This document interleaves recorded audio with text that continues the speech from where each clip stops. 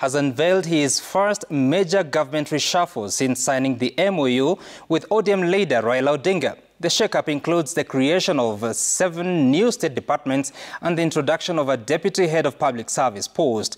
Among the newly established departments are Justice and Human Rights and Children's Welfare, both allocated to ODM, reflecting the power-sharing deal. Stephen Leto will be telling us about that in detail, but in the meantime, the High Court has today quashed the government's decision to channel all radio and television advertisements exclusively through the Kenya Broadcasting Corporation, KBC.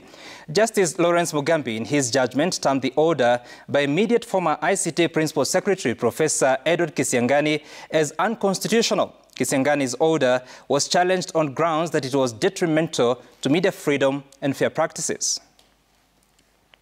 There is no deliberate intention. Even the reforms we are proposing, the proposals we are making, are just making... Professor Edward Kisiangani's tenure as a PS in the ICT ministry closes on somewhat a low note. He, from the outset, courted controversies ostensibly to muzzle the media, dedicating enormous energies on how to puncture the political economy of the media, targeting revenue streams of privately owned media houses.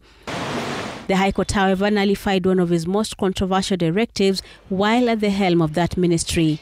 Exactly 1 year ago, in March 2024, Kisiangani issued a directive barring all government ministries, state agencies, independent commissions, and public universities from placing broadcast advertisements on any other station other than the state broadcaster KBC. And on the day that he exits the ministry in a governmental reorganization and in what appears to be a case of double tragedy, the High Court has thrown out that directive. Justice Lawrence Mugambi found that the government's decision was made in violation of Articles 10 and 27 of the Constitution that emphasize the observance of the principles of good governance, non-discrimination, and equality.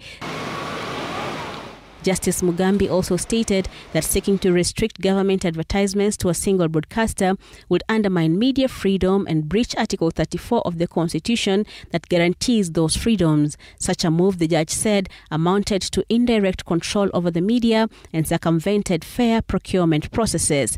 That directive, therefore, has been declared unconstitutional. There are certain things that we must protect, not protecting them. Kisiangani had premised that order on the need to revive and change the fortunes of the struggling broadcaster, but other players in and outside the industry faulted his decision. The Law Society of Kenya, the Kenya Editors Guild, and the Kenya Union of Journalists moved to court seeking to quash the PS's decision. The court concluded that excluding private media from government advertisements cannot stand constitutional scrutiny as it is detrimental to media freedom. The decision, Justice Mugambi said, was geared towards censoring independent media by depriving them of revenue accrued from the advertisements. The judge further noted that the former PS acted beyond his authority by assuming powers he did not have.